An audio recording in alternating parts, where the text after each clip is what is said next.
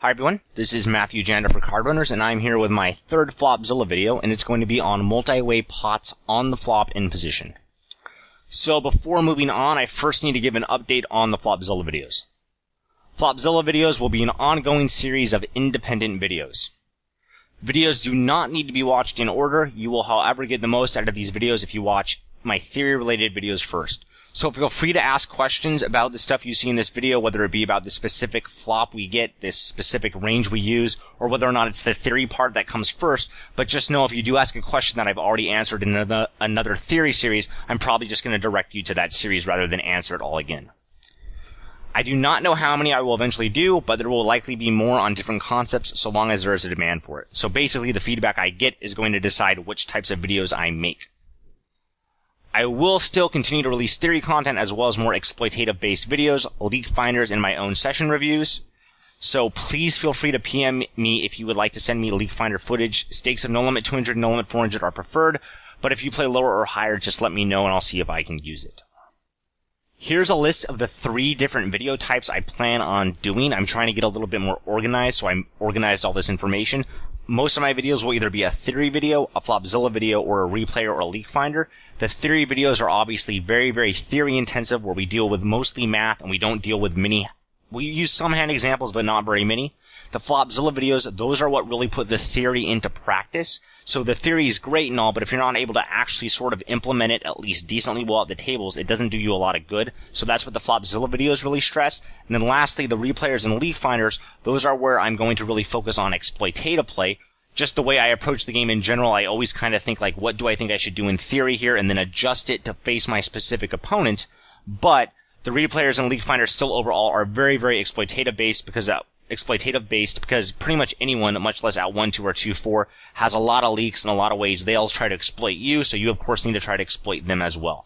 So these are the 3 different video types I make. So go ahead and freeze this screen and look it over so you know what you're looking for based on what type of information you're trying to get. One last thing I wanted to mention was the last video I made, I asked the viewers whether or not you'd rather have me use randomly generated boards or whether or not you'd rather have me use boards I've picked ahead of times to best illustrate the Flopzilla concepts I'm talking about. And people pretty strongly felt that they'd rather have me use randomly generated boards because they like the fact that when I use randomly generated boards, I'm thrown off because I don't already have everything planned out for what I want to say, and they thought it also led to some more interesting spots, some more difficult spots you'll actually see when you're playing. So I am going to be doing that, but keep it in mind because of that, if you are very new to the concepts we're talking about, it's going to make some of these boards especially difficult to learn because we're not building up to the more difficult spots, we're just jumping right in with random boards, so you can very, very quickly see a very, very confusing spot. Whereas if you're watching a theory series, I won't do that. I'll pick the easier spots first to first illustrate the concepts I'm trying to show with theory. So just keep that in mind as you watch these videos. And lastly, here's a list of all the Flopzilla videos I've made so far. So go ahead and feel free to watch whichever videos you think seem the most interesting and relevant to you. Okay, theory review for multi-way pots in position. When our opponent bets 75% of the pot on the flop, he needs folds 43% of the time to make an immediate profit. This requires all players combined to defend at least 57% of the time to prevent the opponent from being able to profitably bet any 2 cards. Now, we're not going to go into detail about when the opponent should be able to profitably bet any 2 cards. That's very much a pretty complicated theoretical concept which would be talked about in a theory video. We don't have time to go into it right now. But usually on the flop, you really have to ask yourself, is this a spot where my opponent should be able to pretty much recklessly bet any 2 cards and make a profit? Usually the answer is going to be no, especially if they're betting out of position into everyone else's range and they haven't seen their opponent's check or show any weakness yet. So, because of that, in heads-up pots, you usually have to defend a very lot when your opponent's betting into you. But in multi-way pots, since there's so many people that can defend, that burden gets shared amongst everyone, and because of that, it requires you to defend a lot less, but the goal is still very clear. You need to make it so your opponent doesn't get folds over 43% of the time, otherwise he's just making a profit by betting any 2 cards, which is usually not going to be okay. Each player will not need to defend in equal frequency in theory. The player with the stronger range and better position should defend more. So this is one of those things that you're not going to be able to prove mathematically. You can't show exactly how much each player needs to defend in a multi-way pot, but it's pretty simple to see that the person that has the stronger range and is in position should be defending more, whereas the player that has the weaker range and in the worst position, he's going to have to defend less. That's just something so obvious you don't even really need to worry about proving that. The big blind, for example, came in at a discount and is out of position. He will not be expected to defend as much as an under-the-gun opener against a small blind donk lead. So if there were 4 people on the flop, for example, and it was under the gun, cutoff, small blind, and big blind, you would of course expect the big blind to defend less if the small blind leads on the flop, because the big blind has the weakest range because he came along and got a very discounted price. You would expect under the gun and cutoff to defend more because their range is likely stronger and they're in position.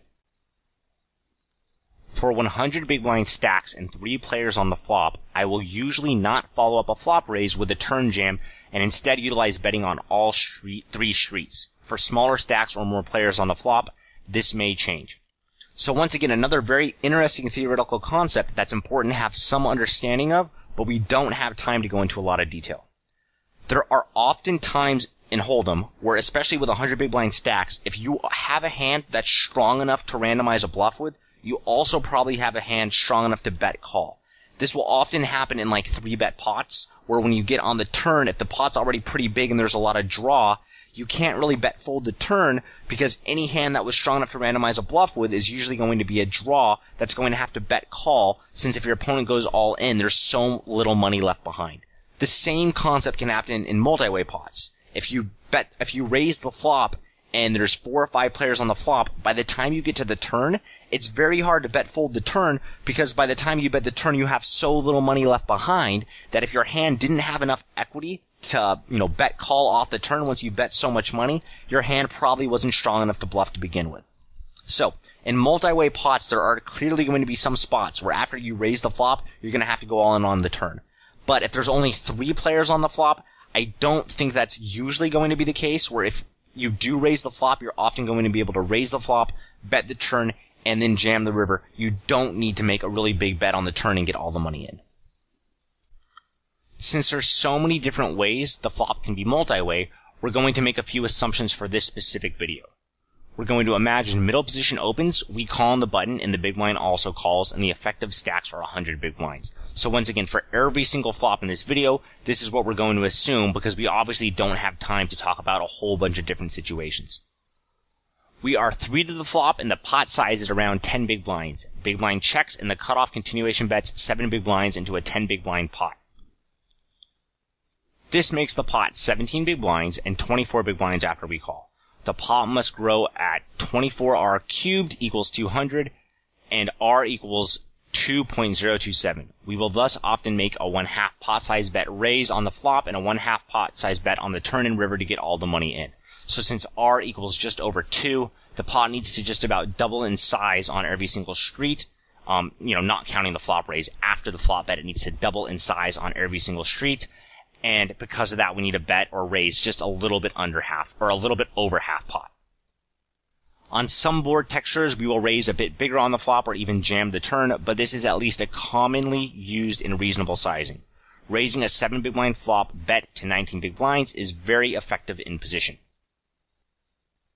Since our position is much better than the big blinds and the big blind has checked to show weakness, which in reality means less than it should since people donk bet very rarely, we will try to defend 35% of the time rather than 57% divided by 2 equals 28.5%. We also want to defend extra to prevent free rolling. Okay, so this is a really, really good starting point. We are of course going to have to adjust these numbers for every single different flop. And I will try to point out on flops where I would tend to raise a little bit bigger on the flop, where I would try to defend a little bit more or a little bit less. But for the most part, this is a pretty good starting point. The big blind's check doesn't really signify as much weakness as it should, especially in, today's games where people really don't donk bet very much at all. So because of this, the big blind will help us defend a decent amount, and we are defending extra. We're not just defending 57% divided by 2. We added, 6.5% more. So we are trying to prevent our opponent from free rolling and making up for the fact that we have the stronger range and we are in position. So while we know this isn't a one-size-fits-all type of thing, we wouldn't always defend the same frequency on every different flop, we wouldn't always raise the same sizing on every different flop, this is a really good starting point, and we can't actually mathematically prove what's perfect on any flop because the game of poker isn't solved, but we did use math and theory to get us here and get us at a really, really good starting point. So, the last slide before Flopzilla. Things will we be focusing on here? How different does our defending range look now compared to a normal raised pot? This is probably the thing I'm going to focus on the most because I think it's hugely important. People don't realize how much they need to defend in heads-up raised pots, and likewise, they don't realize how incredibly strong their range can get, even if it's just 3 to the flop. Being multi-way makes your range, especially your faulting range, so much stronger. What kinds of hands should we be defending with, and which hands lost or gained value now that we're multi-way? Hint. Hands need to be much stronger to win at showdown now. This affects weak and medium strength marginal hands much more than draws. Just by the nature of the way draws work, draws usually hit and they win against almost any hand in your opponent's range. That's not how weak and marginal made hands work. Is our calling range balanced between made hands which can check back and win and hands which can improve or be randomized as bluffs? Another very important thing to focus on.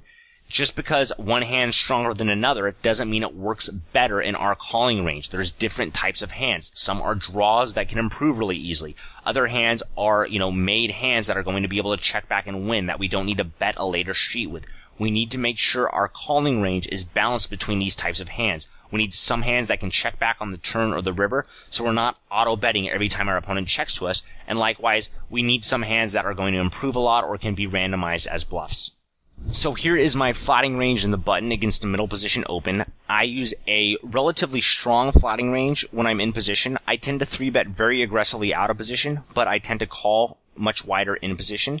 There's some things here that are debatable. For example, you could 3-bet some of the queens if you want. You could 3-bet some of the ace-king off if you want. I usually flat with them. And rather than just deal with a few fractions of combos that I 3-bet, I think it's easier to just show that I'm flatting with them all here. You could also call with ace, jack off, or king, queen off. You could fold 6-5 suited or pocket twos. There isn't really a very clear answer here, but I think this is a flatting range that's very, very reasonable, and it's one I personally like a very lot.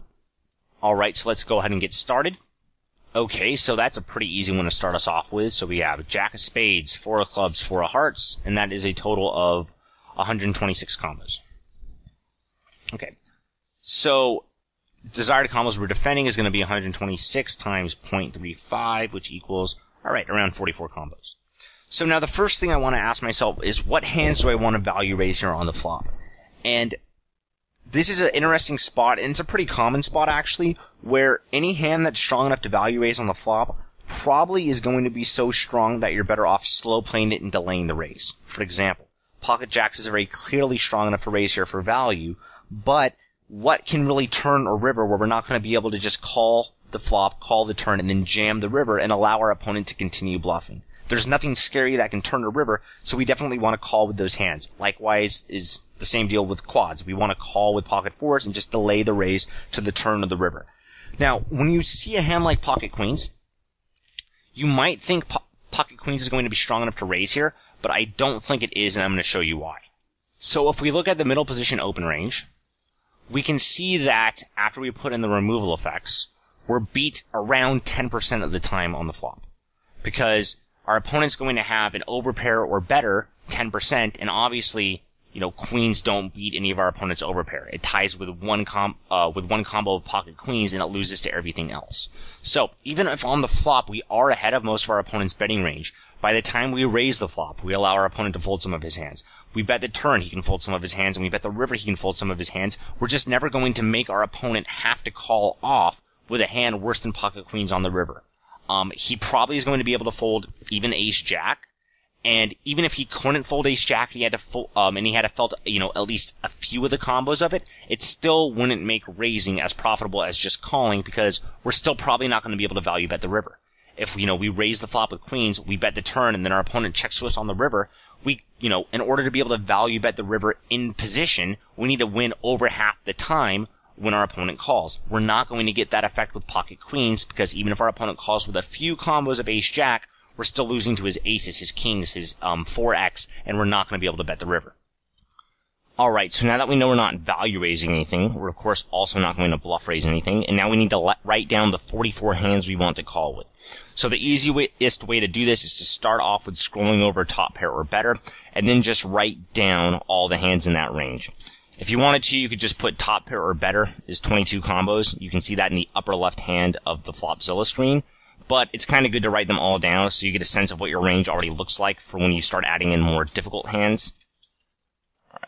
And pocket fours, and then I'm going to write a little 22 because we've flatted with 22 combos so far. This. Okay. Alright, so we have 22 hands which are top pair or better, which is pretty much about half of our range. So then we're also probably going to want to flat with a hand like 10s and probably hands like pocket 9s. That's 12 more hand combos, so that alone gets us to 34 hand combos, but we have 10 more hands to go with. So now that we've already called with 34 made hands, we want to make sure we don't make the mistake of only calling with the best 44 made hands in our range on the flop. Even though a hand like pocket 8s is a much stronger hand than a hand like ace queen suited or ace king right now, we need some hands that can be randomized as bluffs later on. You know, pocket queens, pocket jacks, ace jack suited, pocket fours, those hands are usually going to be bet on the turn and the river if our opponent checks to us. And even if we don't always bet the turn, we'll at least bet the river with most of the time those hands, as well as maybe even a hand like king jack suited. So because of that, we want to call with some hands which work really well as like floats. They can improve, and then if they don't improve, we can turn them into a bluff. So for example, I think a hand like ace-queen suited would be the next best hand we could call with right here, because even though it's a weaker hand than pocket eights, ace-queen suited has a much better chance of turning a strong hand when we just get an ace or a queen on the turn, and when we call with the 3 suited ace-queens that can hit the backdoor flush draw, there's also going to be several cards on the turn which give us a flush draw, which give us a very, very good hand to, sort of call with twice and then bluff the river if he checks the river, or we can always just get really lucky and run a runner to the flush, sometimes our solve. So a hand like ace-queen suited here, I think, is a much better call than a hand like pocket eights. Likewise, I think the next best hand to call with would be a hand like king-queen suited. It's going to turn some weaker pairs than ace-queen suited can, but the advantage of king-queen suited is now we have a chance to turn a 10, which is going to give us an open-ended straight draw. So, for example, if we call with king-queen of spades here, you can see there's, 1, 2, 3, 4, 5, 6, 7, 8, 9, 10 cards that'll give us a flush draw on the turn. That's quite a lot of combos. On top of that, king-queen suited also has 6 outs to top pair, as well as it can turn a 10. So that's a very lot of turn cards that are really going to let us do something. I mean, that's quite a lot. That's probably, 6, 10. It's probably around 19 or 20 turn cards. So that's a very relevant number. And then those turn cards that do improve us the best, like a king or a queen, when those cards turn, those are usually going to be the turn cards our opponent's going to be very, very likely to double and triple barrel bluff. So it's just a really good hand to call with here. So now if you look, we have 40 of our 44 desired hand combos that we're defending with. And I think these last 4 are where it's going to get very tricky and very debatable. I could easily see an argument being to call with pocket eights here. I could see an argument to call with ace-king off here. And I could see an argument to call with, ace-10 suited or even 10-9 suited.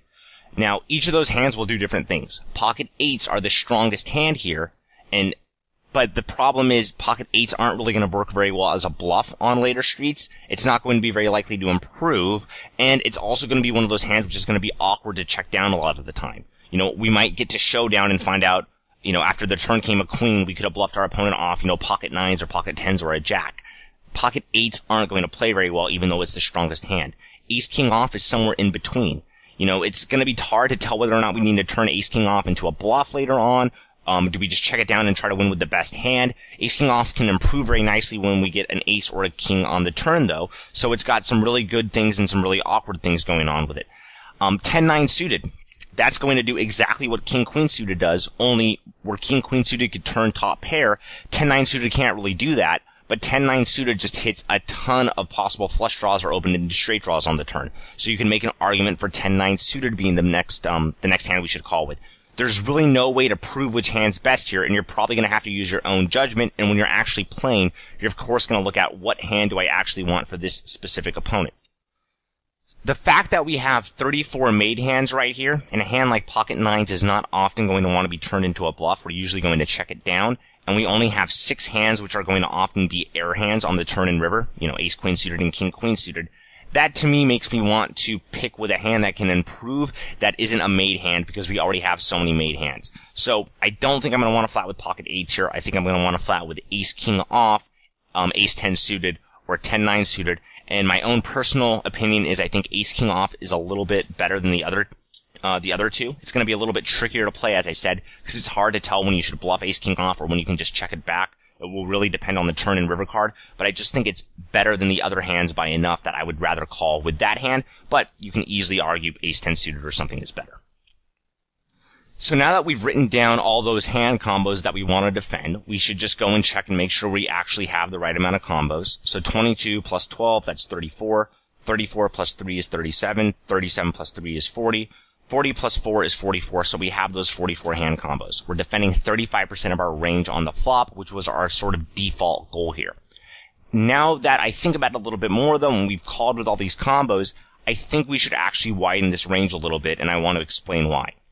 The first reason is I think the big blind's cold calling range is going to miss this board really, really badly. Because of that, we're going to have to defend more since we have a pretty decent range here and we're in position, whereas the big blind really just doesn't connect on this board. You know, he can have one combo of pocket 4s, he probably can have 3 combos of pocket jacks, but, you know, he's probably not fighting with ace jack off or king jack off, so he's only going to have a few top pair type hands, and he's out of position, and his range is capped relatively low. So because of that, I think we're going to have to defend a little bit extra here. Even though this board isn't amazing for our range either, we probably can find a few more hand combos to defend with. In addition to that, since we're not raising anything on this flop, our opponent's guaranteed to get to see another turn card. So because of that, that's going to want to make us defend a little bit more. If we were constantly raising on the flop, then our opponent would know when he bets, he's going to get raised a lot and simply have to fold all of his bad hands. He doesn't get a chance to run a runner, a flush, or, you know, turn top pair or anything like that. But since we're always calling here, he always has that opportunity to improve. So because of that, we need to make up for that fact and defend a little bit more. So because of that, I'm going to go ahead and add in, let's just say I'm going to add in 3 more combos of ace king off, which brings our total defending range to 47 combos. So while we can't prove that 47 hand combos is the theoretically perfect number to defend here, it almost certainly isn't. One thing we can do to check to make sure this seems reasonable is imagine that rather than us defending with this range in the button, imagine we are in middle position and we're betting into 2 other players and someone defended with this range against us. Do we think this range would be really effective? And I definitely think it would be. It's slow playing all the really, really big hands, which are going to allow, you know, middle position to keep bluffing and then raise the river with a balanced range of value raises and bluffs. And there's a lot of turn cards that are going to improve this range even more and allow it to, you know, either raise the turn for value or more likely continue slow playing and raise the river for value. Any queen, 10, or 9 will give a bunch of 2 pairs in some sets. Any ace hits the ace king, and any, you know, low card, we still have the pocket 4s, the pocket jacks, and the pocket queens. So I think this is overall a really, really effective range, and right now it's probably the best range I'd be capable of making on this flop at this given moment. The last thing I wanted to talk about is I wanted to compare how we would defend on this flop multi-way compared to if we were heads up. So if we were heads up, we'd be defending around 126 times around 60% of our range for 76 hand combos. So we would need to defend 29 more hand combos on this flop if we were heads up rather than multi-way. That is a very, very big difference when you take into account we've already used up all of the sort of easy hands. So now that we've used up, you know, all the ace king, all the 9s and better, we're gonna have to start calling with hands like pocket 8s, pocket 7s, ace 10 suited, 10-9 suited, the remaining ace king off, and then maybe even some like ace queen off type of hands or hands like pocket 5s. That makes the range much, much weaker. So, that's nothing surprising. You're just going to have to value bet thinner on the turn after your opponent checks if you're heads up, and you're going to have to call the flop much, much wider. But just be very, very aware of that, because in general, I think most people call too wide multi-way and don't call wide enough heads up. Keep that in mind, that when you are multi-way, it significantly strengthens your range, even on a very dry board like this. Alright, so it's time to randomly generate another flop. 10-10-6. Okay, this one should be a little bit more interesting, especially with the flush draw. 10 of clubs, 10 of diamonds, 6 of diamonds.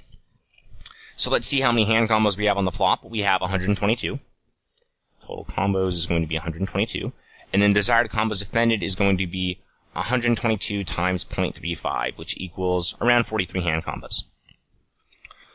So, just like we did before, the first thing we're going to really want to ask ourselves is, what hands are strong enough to value raise on this flop? So, we have some full houses and quads. We have pocket sixes and pocket tens. Now, those hands, I think, are so incredibly strong that we can slow play them. It's very, very unlikely that we're going to not be able to raise pocket sixes on the turn or the river. And if we can't raise pocket sixes on the turn or the river, then that might actually be a good thing. Like if the turn and river both come a king, or if the turn comes a 10, then it's probably a good thing that we didn't raise pocket sixes to begin with. We can sort of delay that raise and let him keep bluffing, as well as when we do get that nightmare turn and or river card, we now have saved money and can even find the fold. So the hands that are going to be around the right strength to raise here are probably going to be our 10x hands. Those hands are still going to be very, very strong hands, yet they also are going to be somewhat vulnerable and not completely in love with just giving free cards to the opponent, because he can easily, catch a flush or run a runner, a flush, or a straight on the turn or the river. So what I would do here is I would check to see if it looks like all of our 10s are strong enough to raise here, because we don't really need to worry about slow playing them too much, since we're already slow playing 4 combos of boats or quads, and we're only going to be, flatting with maybe 25 hand combos if we raise the 6 combos of ace-10 suited, jack-10 suited, 10-9 suited, and then we balance that out with flush draws and just some sort of pure air hands. So now let's go ahead and look at the middle position opening range and see how strong he is on this flop. So, he will have 3 of a kind or better around 10% of the time on the flop, but one thing we have to keep in mind here is removal effects are very, very relevant. This isn't something we're going to have a ton of time to go into right now, but just look, when our opponent has 3 of a kind or better 10% of the time on the flop, well, once we put in jack-10 suited, that gets lowered drastically. Now he only has it around 6% of the time on the flop. So, when we do have a 10 in our hand, we're going to be able to raise and not be coolered as often, but he's also going to be bluffing more often or betting a draw more often because he simply has less strong hands in his range. So that does change a few things. So here we can see that if we have, let's say, 10-9 suited, which is the weakest 10 we can have in our range, our opponent's only going to have us beat around 6% of the time on the flop. So I feel pretty confident about raising jack-10 suited here and ace-10 suited here. Sometimes we're simply going to cooler our opponent even with a hand like jack-10 suited when our opponent has, 10-9 suited or 10-8 suited. Whereas a hand like 10-9 suited, that's a little bit closer, and you can kind of go either way, I think. I think raising would be fine, I think calling would be fine, and in reality, I would pretty much always make my decision based on my opponent, or even if I had no read, I'd make that decision based on how I think people at the stakes I'm playing play. But let's just say we're going to raise all of our 10s here, just because I think it's a very reasonable play, and because I think we're already slow playing enough other strong hands that it's not going to be a problem to raise them all. Now, after I just said that, I just looked down here and I saw we're only defending 43 hand combos. Once again, we're multi-way. That's the whole point of this video. And I just realized if we're raising all of our 10s on this flop, we're going to be raising a very high percentage of our defending range on this flop, which I don't really like. And since we're multi-way, I don't think most competent opponents are going to end up felting a hand like pocket aces, pocket kings, when both we and the big blind cold caller can pretty reasonably have a 10. The big blind can also have, like ace-10 suited, jack-10 suited, 10-9 suited. So because of this, I don't like that advice I just gave, and instead of raising all of our 10x, I think I'm only going to raise ace-10 suited and jack-10 suited for 4 hand combos. Once again, if you did raise them all, that wouldn't be terrible or anything. Raising 10-9 suited will certainly be profitable, but it's not going to be as profitable, I don't think, as calling when you look at your entire range here. So that was a mistake I had, and now that I am doing this Flopzilla, I would know in the future, hey, when we are a multi-way, you can't just go crazy raising trips on, boards where they're going to be vulnerable. You're going to have to call and risk getting outdrawn on, because if you do raise all your trips, then, you're raising a very lot on this flop, and your opponent's never really going to have to end up felting, aces or kings. With the jack-10 suited and ace-10 suited, that's much less of a problem, because even if our opponent won't felt over pairs, we're more likely to cooler them when he has a weaker 10, and as I said, even if our opponent does fold on the river, by raising the flop and betting the turn, we still did charge his draws more and get a lot of value. So, jack-10 suited and ace-10 suited, when you take that into account, and the fact that they will cooler worse 10s, I think they make pretty good value raises. So now we sort of come to the trickiest part of balancing flops, and that's where you need to mix in the right ratio of bluff raises to your value raises.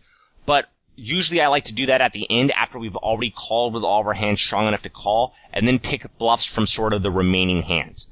when you are doing this, if you've already done this a lot and gotten really good at it, you'll sort of look at everything at sort of the same time. But when you're first learning how to do this, it's much better to go methodically, like, what hands can I raise for value? Okay, write that down. Then add in how many bluff raises you want to make. So here it's going to be probably around 6 or 7. I'll just put 7. And then come back to this, but first put the hands you want to call with. Draws are usually going to be closer towards value raises than they are bluffs. But here it's very sort of a unique spot, since a flush draw isn't nearly as strong as it usually is, since the board's paired and since we're multi-way. But by the same token, if we never raise a flush draw on this flop, then our opponent is going to know when the turn card comes a flush.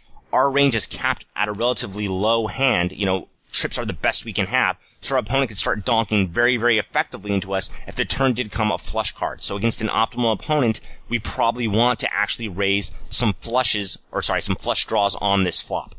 This is especially confusing here, since flush draws won't have as much equity as they usually will when they are raised. And because of that, it can make things a little bit trickier when the opponent 3-bets on the flop, but just know you're usually going to want to call against your opponent's 3-bet on the flop, assuming he'll use a relatively small 3-bet sizing, which most people will, since they want to, be able to get a relatively good price on their bluffs. So this is a really good example of a very tricky spot where, our rules don't really fit nicely here, because flush draws usually have a lot more equity when they raise, but by the same token, we do need to raise them here for sort of balance. And these are the kind of things we're just going to encounter more as we do use random flops. We're going to get some tricky spots that are interesting to talk about, but the math isn't going to work quite as well as it will in other spots.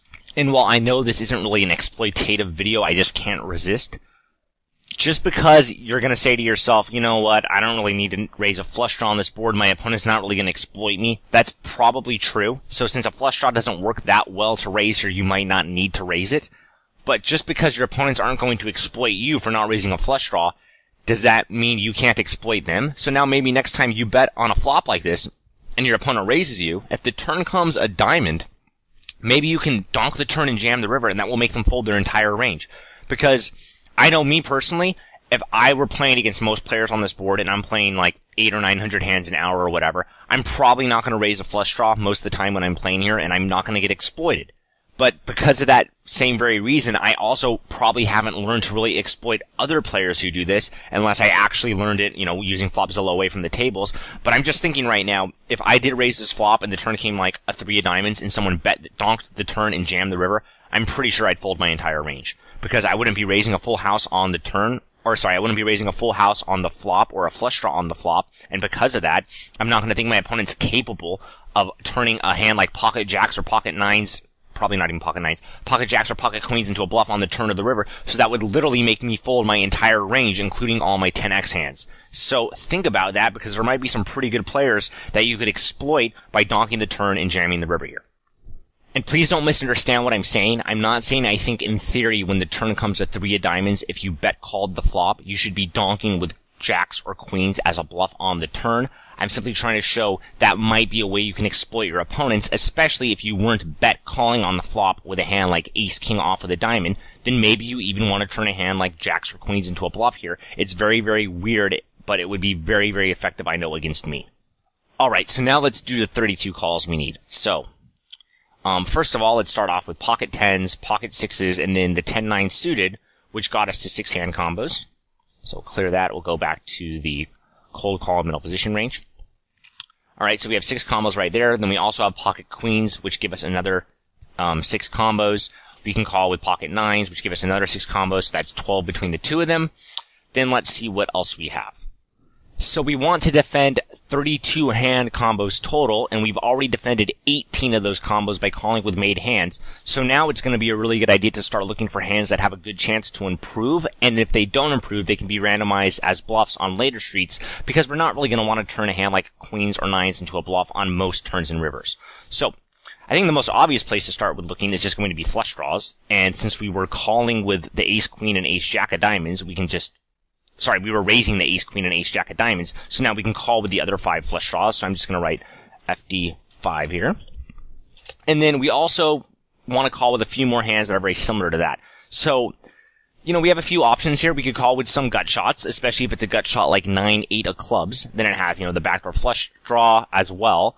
But I think the next best hand after the flush draw, since we're just going in order, would be something like Ace of Diamonds, King X, because then we can improve to we can either pick up a flush draw on the turn, or we can just straight up hit a very good top pair. So I think that would be a reasonable hand to call with.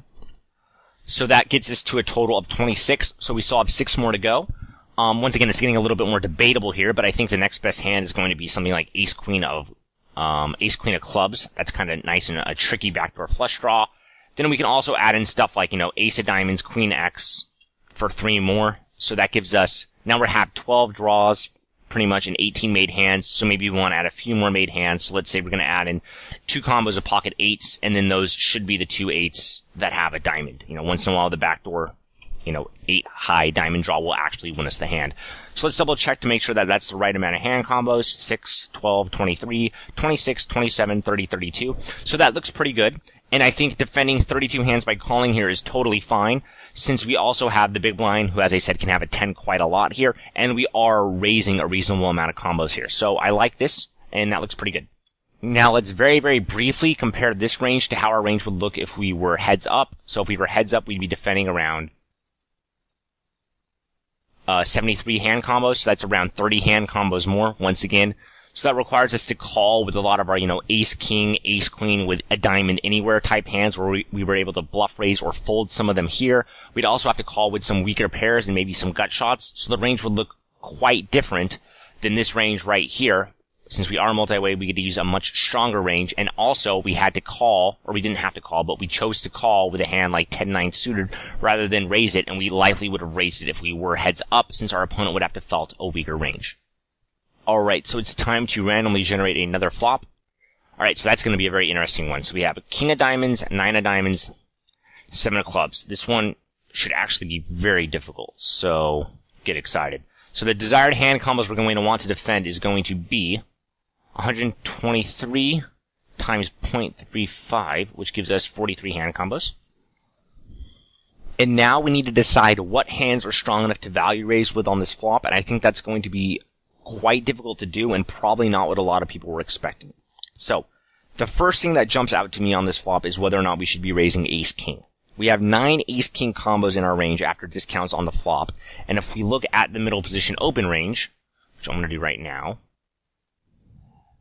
Ace King is only going to be beat, Ace King is only going to be beat around 7.5% of the time on the flop. That's not a very high percentage. Maybe another 20 to 25 bluffs, so that's already going to make us defend pretty much as wide as we wanted to defend, and that's before we even get into hands that want to call, like King Queen, or with hands, that are really, really awesome draws that are probably going to be value raises, like Jack 10 of Diamonds. So that's already sort of setting off alarm bells to me, that's saying something looks wrong here. It doesn't look like, in theory, you could be raising Ace King for value, because if you do, in order to balance it, you're going to have to be defending so incredibly much, and that's going to take away really your opponent's incentive to value bet a hand that's not very, very, very strong, or to ever really bluff on this flop, because you're playing back at him so often, so aggressively. The other thing which is making me not want to value raise Ace King here is it's very hard to imagine the opponent felting a weaker made hand like King Queen or King Jack. So when we do get action from weaker hands, those are going to be hands that all have a lot of outs. Like, yeah, we might get action from, Ace Queen of Diamonds or Jack 10 of Diamonds or Queen 10 of Diamonds, but even though we are favored against those hands, if we get it all in on the flop, we have, we don't have that much equity. We're only a slight favorite. So when you take all this into account, to me it becomes pretty clear here that even though it's not intuitive at all, I don't think, you probably shouldn't be raising with Ace King here. It's probably going to be a flat.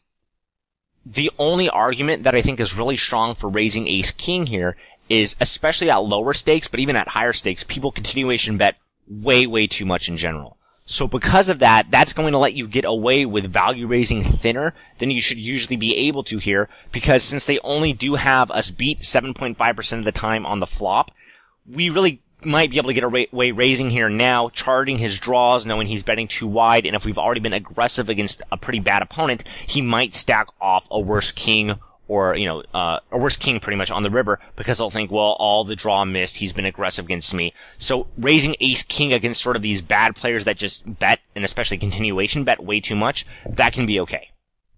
Okay, so we don't want to raise Ace King, I don't think, so let's go back to our range. Alright, so let me get rid of that. The hands that are going to be pretty clear value raises here, I believe, are just going to be hands like pocket nines and pocket sevens. I do not mind not slow playing big hands here because there are not that many turn cards that are not going to put some strong hands in our range. We'll talk about exactly what our flatting range should be in a moment, but if you just look right now, any ace gives us 2 pair, any king gives us trips, any queen gives us 2 pair and or straights, any jack probably gives us 2 pair and or straights, any 10 does the same thing. So there's a lot of turn cards that can improve us. I'm not actually positive about the 10, we'll have to check in a minute, but there's a lot of turn cards that can improve us to the best hand, and even if the turn does come a total blank like 3 of spades, our range is still pretty protected because we still got ace-king in our range. So, like, yes, if our opponent does have a set, he's going to be able to make very big turn bets, and we're not really going to be able to do much about it, but that's a risk I'm willing to take because sets are relatively rare, and if he just happens to have, you know, a very strong hand, then yeah, he can overbet on a drawing board. That's fine. There's not much I can do to protect against that. So, in addition to value raising the sets, I think I'm also going to value raise, you know, Jack 10 of diamonds, maybe a hand like, let's just say Ace 10 of diamonds. We can even call with the other really big flush draws since we don't want to be raising too much on this board. You know, it doesn't matter whether or not you want to raise or call with Ace 10 or Ace Queen of diamonds. They're both so close in strength, you can just call with one Ace high flush draw. So that gives us 8 combos that are value raising, with the sets being quite a lot better than the flush draws. So when we do bluff raise, you know, we're going to want to add a lot of bluffs for the sets, but not that many for the flush draws. So maybe we'll add something like, I don't know, maybe 12 bluffs looks good here, since that's going to be, yeah, since a quarter of our value raises are draws, I think 12 bluffs is going to be fine here. 1.5 bluffs for every value raise. So now we still need to call with 23 hand combos. So when you are playing around with Flopzilla and looking at ranges and stuff like that, like I can already kind of see here, this looks like it's going to be a board that's very, very easy to defend against a bet. Because once we start adding an ace-king to our calling range, king-queen suited, we're already at 12 combos right there before our flush draws. We're just going to be able to defend on this flop very, very easily. So that information is pretty valuable, especially not for letting us know how to defend against a bet. But now when we are out of position multi-way, we just know that this is a terrible, terrible, terrible board to bet on.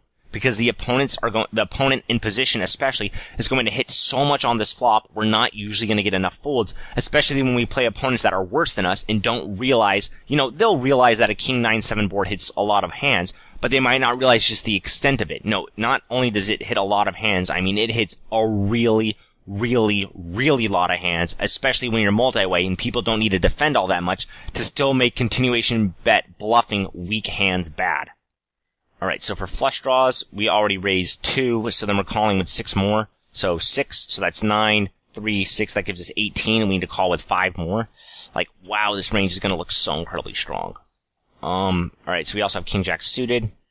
That gives us 3 more. Like, queens might even be a fold on this flop if we're playing against people that are really good.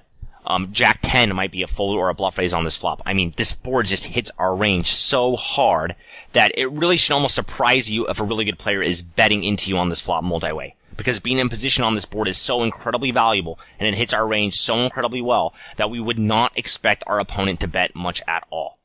Alright, so, that gives us 21 hand combos. So for the last 2, you know what, I'm just going to throw down queens and say we're defending a little bit more on this board because queens are just a really strong hand still. So that's 9. So that gives us to 27. I'm going to put 27 in parentheses.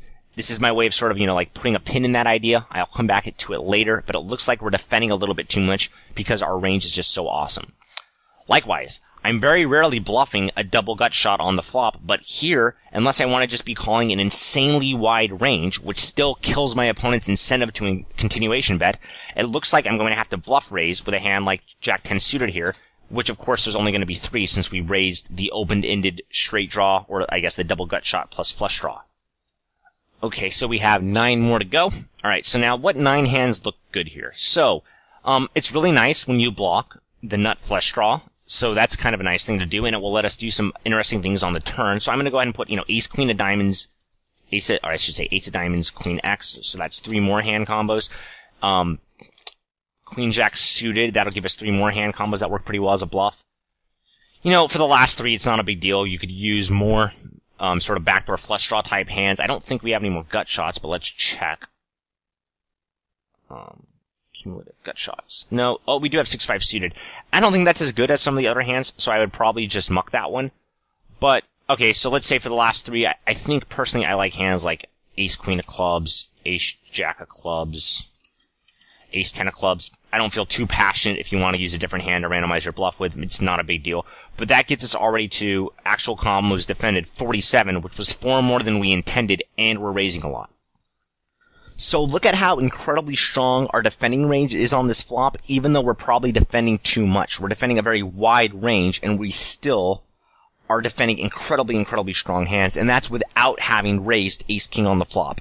I imagine there are a lot of viewers in this video that before having done this right here, if I showed them this flop multi-way, they would think ace-king is like the most obvious slam dunk raise. They're like, it's a strong hand, it's top pair, top kicker, he might expect us to 3-bet a pre-flop, and you know what, it's a vulnerable hand too on a dry board. This is for sure a raise.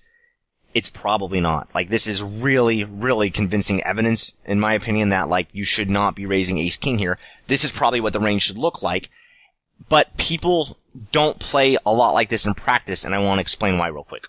Now, when I say people don't play this way, I of course don't mean everyone. There are obviously some very good players that play this way and are just huge winners.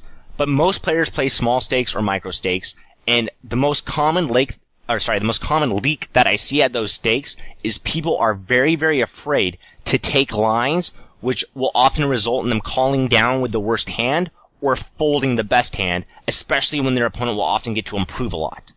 When you call with ace-king on this board, multi-way, with there being a lot of draw, that's going to happen quite a bit. So even if I were to explain to someone why I think, ace-king is a flat here rather than a raise, and show it with a bunch of math and list out all the combos, at the end of the day, a lot of people, at least subconsciously, are going to think to themselves, yeah, that makes a lot of sense, but the problem is I just hate calling here, and then not knowing what to do when the turn comes a jack of spades, or not knowing what to do when the turn comes a 4 of diamond and the river comes a 6 of hearts and he makes a really big bet.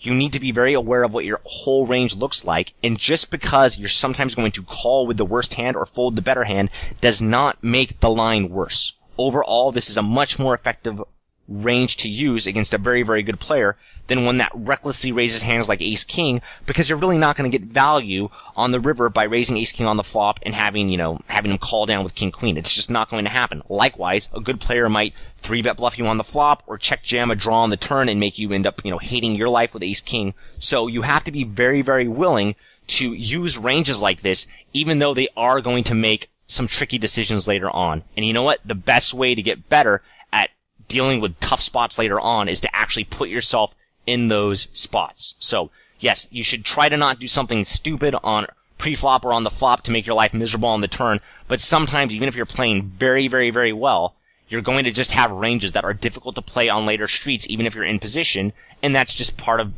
getting better as a poker player. If you think it's hard to defend this range on the turn, you can imagine how terrible it is to be out of position on this board. So, just keep all that in mind. Okay, so lastly, let's compare this to a heads-up pot. So we defended 43 hand combos here.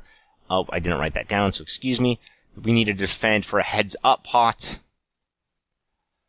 74 hand combos pretty much again, so around 30 more hand combos just like the other two examples. So on this board texture, it's probably even heads-up very easy to defend the right amount of hand combos. Most people do fold a little bit too much to c-bets, but here it's not a board where people are going to fold too much. So some of the obvious hands that you should be flatting with that we aren't flatting with here are hands like pocket jacks and pocket tens. I think those are very clear folds on this board texture. Multi-way, heads up, they're going to be calls. We're going to also want to call with a lot more like kind of speculative marginal hands like 10-9, 9-8 suited. Some of the weaker gut shots might get bluff raised while we might call with a hand like ace queen off with the ace of diamonds. Obviously, we can't go through the entire range here, but this is very clearly a board texture where when you are heads up, your range is just going to be a lot wider, but it's still going to be a board texture that's very easy to defend. Just know you're going to have to move hands around from range to range. Jack 10 suited would be the best example of this, I think, whereas I raised it here. In a heads up pot, Jack 10 suited is going to be a very clear call. Likewise, ace king off, you might want to raise not all of them, but you might want to raise a few of those combos if you're playing heads up to the flop. Multi-way, you're probably not going to want to raise any. Alright, so I just randomly generated this flop, but then I stuttered and didn't want to embarrass myself on the video too much, so I had to re-record it. So we are going to use this flop, though, because I think it will be a pretty good one to use right now, because it's not too difficult and it's not too easy, and it's going to be quite different than the jack-high board we did earlier, so I like this board and I wanted to use it. So, flop. Queen of diamonds, 4 of diamonds, 2 of clubs. No made hand is going to be 123, so 123 times 0.35. We want to defend 43 hand combos. Alright, and then... Okay, so yeah, so that's fine. So we want to defend 43 hand combos, and the first thing that's jumping out to me is this is going to be a lot easier to defend because we have ace-queen in our range, ace-queen off in our range, whereas when the board was jack-high, we didn't have, ace-jack off. So that's a really nice thing for us to have going here, and it's going to make defending this range much easier. So we can already sort of see the exact same thing happening as happened in the last board texture, where if we did raise ace-queen on this board, that would give us 12 combos of ace-queen, plus another 6 combos of sets, so that would give us 18 combos that are value raising here, which is just way, way too many hand combos, since we only want to defend 43. So this is why working on your own game is so important. It's not because you're going to see the exact same spot again, with the exact same ranges against the exact same player, but you're going to start noticing how similar some things look. So here, we don't need to do that whole routine again to check his range and see whether or not we should be raising ace-queen for value. We know it's pretty much a call. We don't need to worry about that. Ace-queen is going to be a call, so now we can just debate whether or not we want to raise or flat sets, which I actually think is a very, very interesting question. It would be very hard to prove, if not impossible to prove, whether or not flatting or raising a set is more profitable in theory, but we can already kind of see that that's pretty much the only hand that's an option to raise, and we can see there's advantages and disadvantages of both flatting and raising. So in practice, I'm just going to look at my opponent's stats and think of our own personal history. So if the C-better, is a good person to raise it against, I would do it. If the cold caller is going to fold a lot of top pair hands when I raise, but he'll, flat them or raise, maybe even bluff raise himself when I flat, then I would for sure flat with the set. So in practice, it's going to be based just off my opponents. But, we can already see how if we are raising sets here, we're going to force the big blind to fold some really strong hands. Yet if we flat with sets here, we risk, the turn coming a diamond, which isn't a problem for our entire range. We'll have a lot of flushes on the turn when the turn does come a diamond. But it's obviously really bad for a set when the turn comes to 7 of diamonds, especially multi-way, because now it's very unlikely our opponent will keep value betting a single pair hand. Maybe he'll keep value betting, aces and kings, but that's about it. Because our range is so much stronger that the 7 of diamonds makes it impossible for our opponent to really keep value betting, a weaker queen X type of pair. So, very close decision here. In theory, I imagine we should flat some sets and raise some sets. So I think I'm going to do that here as well. So I'm going to put down for value raises. I'm going to value raise the 4s. Why not? Maybe we'll get it in against a worse set. So that's going to be 3 combos. And then I'm also going to value raise, I think, we can do 1 or 2 flush draws too. Once again, this is closer to a value raise. It is a value raise pretty much with the flush draw here, even though it has a different type of equity from a set. But the board's not paired, so I'm going to just put ace-jack of diamonds and ace-10 of diamonds as value raises to get us to 5 combos total. And once again, it's not black and white. There are different types of value raises, but just for simplicity's sake, for trying to organize the information, I'm putting the nut flush draws here as value raises. Alright, so if we're value raising 3 sets, 2 flush draws, maybe we want something like 6 bluff raises here. That looks reasonable to me. And then we're going to need to call with 32 hand combos. So out of that, we should have 6 sets. I didn't mention it earlier, but pocket queens is also going to be a set here. And this is a hand I would not want to value raise with, because if our opponent's betting and we hold pocket queens, he's much more likely to be bluffing. We block a lot of top pair hands that would at least get us some additional value. So I'm going to call with, my pocket queens, my pocket 4s, my pocket 2s, so that gives us 6 hand combos. And then just looking at it, 20% of our calling range is actually going to be sets. That seems really high to me. That seems like we're slow playing too many big hands. So I would maybe only call with one combo of pocket 2s. So I'm going to go throw these back up there. Then I'm going to go make this 7. Then I'm going to go make this something like 9. So, obviously adjust this as you think about it.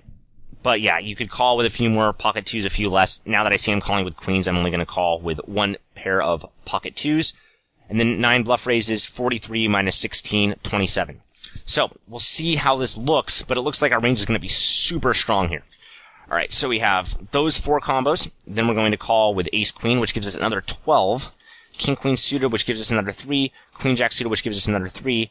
And then let's see how many flush draws we have. Flush draws. That's going to be 7 more flush draws.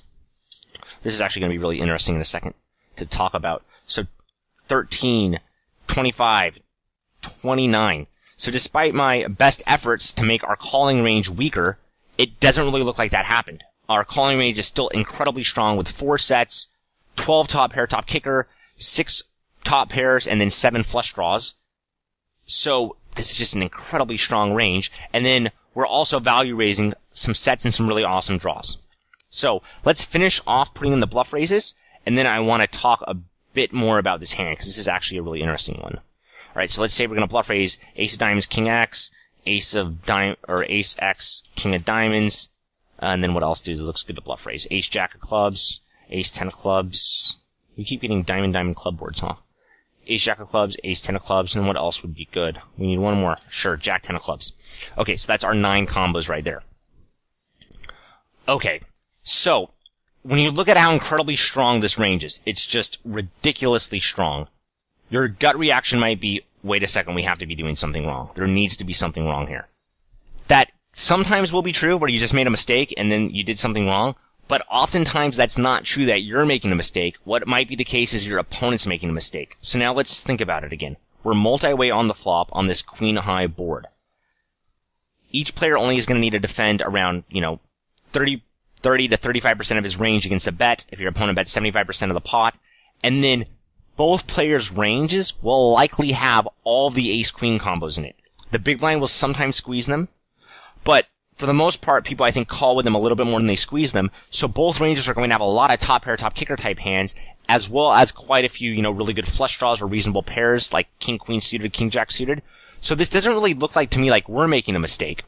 What it looks like to me is this is just a board texture where the opponent should not be betting out of position in the middle position. He shouldn't be c-betting very often on this flop, because he knows he's out of position and he knows how much the big blind and the button's cold calling range consist of top pair, top kicker. He should not be betting very often here. The queen high flush draw board is just a really, really bad board. He got unlucky to get that flop just the same way as whereas he'd be very lucky to get a flop like this.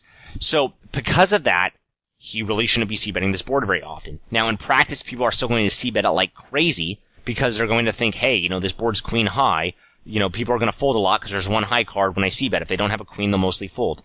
And you know what? In reality, that's probably going to be true against a lot of really bad opponents, but once you're playing against good opponents who are very capable of mixing in a lot of bluff raises, even multi-way, on a board like this, that starts to become very bad. So, I think we're defending this board really, really well. Our range looks very, very balanced. The calling range has a bunch of super strong hands, some just strong but not amazing hands, as well as some draws. Our bluff raises all have a really good chance to improve, and hands like Jack 10 of clubs are going to double barrel very, very well. If we get a club or a king or a 9 on the turn, we can double barrel this hand after we raise it very, very effectively. And our value raising range is just very strong with some awesome draws and some sets. So I like our range a lot, and it does seem too strong, but to me that doesn't mean we're making a mistake. It means our opponent probably is making a mistake by betting on this flop. He shouldn't be betting very often, if at all. So now we are at the end of the video. I hope you guys enjoyed it, and I hope you guys learned a bunch. Feel free to ask questions and give your opinions of the ranges I made in the forums. I'll try to answer them, or at least direct you to where you can get the correct answers. And then good luck at the tables. So thanks again, guys. Hope you enjoyed it, and take care.